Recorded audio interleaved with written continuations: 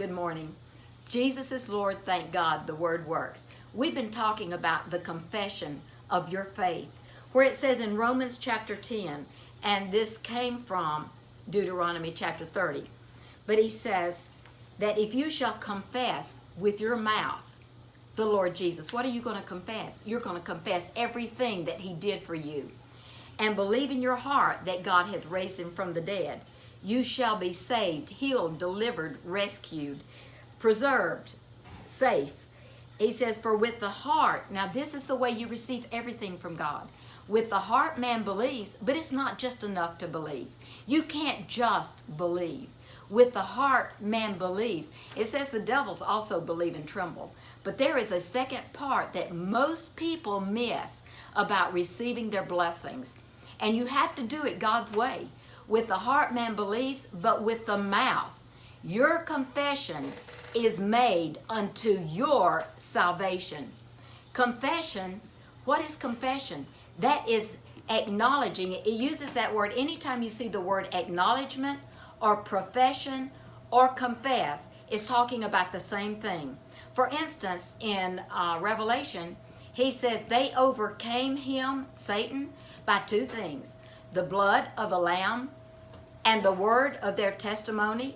That is the same thing as the confession of your faith.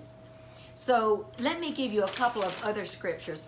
See, confession is probably the most important thing of your Christian life, because it's your confession that brings possession.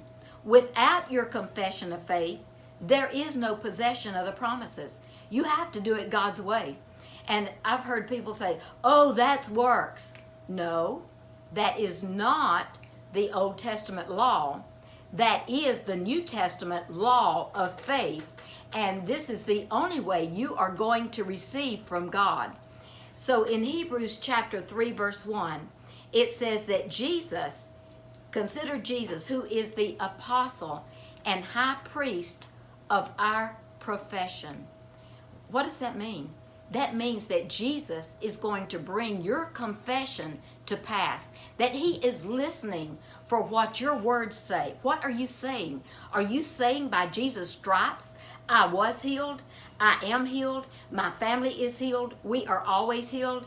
Or are you saying, oh, the flu's running around and it'll probably come here?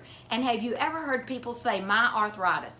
I'm going to tell you something. No sickness and disease belongs to you. But once you say our or my, then you are claiming it. But you can stop it right there and say, wait a minute, I just found out arthritis doesn't belong to me. Diabetes doesn't belong to me. Cancer doesn't belong to me. It is no longer mine.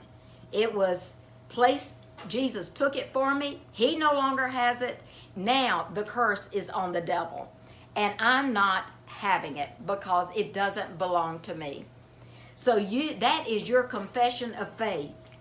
Jesus is the high priest of your confession. As you confess the promises of God that they are yours, you may have heard this term, name it and claim it. I'm going to add something to that. Name it, claim it, and have it. Believe it, confess it, receive it. That is the only way that you are going to receive every promise that's in the book. We'll pick up on the confession tomorrow. Until we see you tomorrow, remember, Jesus is Lord. Thank God, the word always works.